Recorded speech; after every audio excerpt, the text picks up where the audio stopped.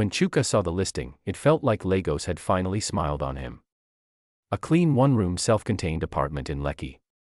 Tiled floors. 24-hour electricity.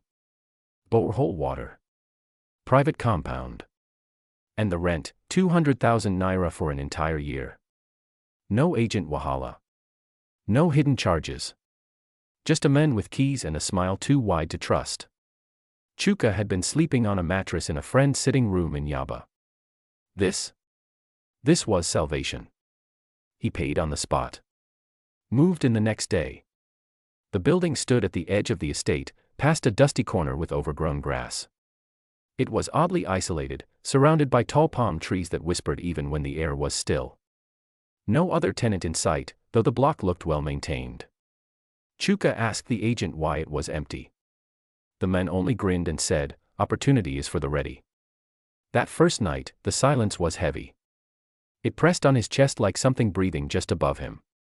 No cars honking. No generators humming. Lagos had never been this quiet. He thought maybe that was a blessing too. Until 2 in the morning. He sat up suddenly, heart thumping. He didn't know why. Then he heard it. A woman crying. Not from the street, but somewhere inside the walls. Soft at first, then sharp and urgent, like she was clawing at something just beyond reach. Chuka turned on all the lights. He opened every cupboard. Every drawer. The crying stopped. The next night, it was a man screaming. Like his flesh was being peeled from his bones. By the fourth night, Chuka barely slept. The crying. The whispers. Footsteps above his ceiling. Furniture dragging across tiles when nothing had moved. He tried to record it on his phone. Nothing ever saved. The files kept deleting themselves. When he went to the estate office, the receptionist smiled politely until he said the name of the building. Block D. Her face changed. Block what? Block D, apartment 4B. Sir, there is no Block D in this estate. She turned her screen to show him. Blocks A, B, C, E, F. No D. She called the estate manager. He checked. Same thing. But I live there. I have keys. My things are inside. They followed him. He guided them down the long path toward the palms. Where the building had stood just hours ago, there was now nothing but thick bush.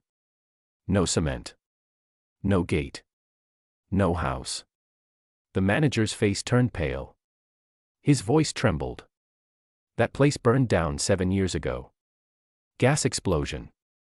Everyone inside died. They cleared the rubble and sealed it off. It has been bush ever since. Chuka screamed. They held him. He bit the estate manager and ran into the trees. Deep inside the bush, he found it again. Standing silently. Block D, white walls. Apartment 4B. His curtains still fluttering through the window.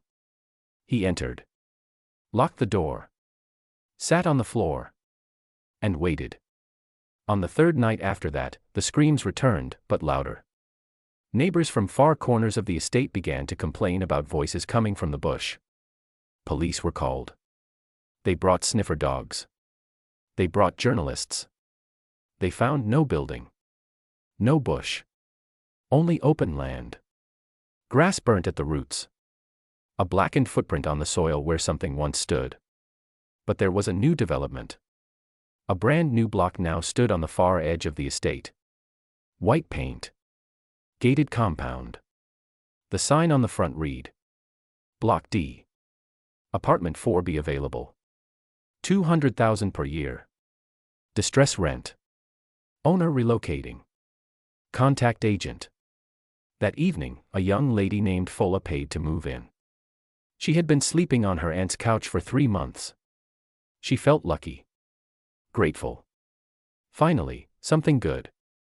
That night, at exactly 2 in the morning, she sat up suddenly. Not sure why. Then she heard it. A man crying inside the wall. She pressed her ear to the cold concrete. His voice was close, but fading. Please. Please. Don't rent apartment 4B.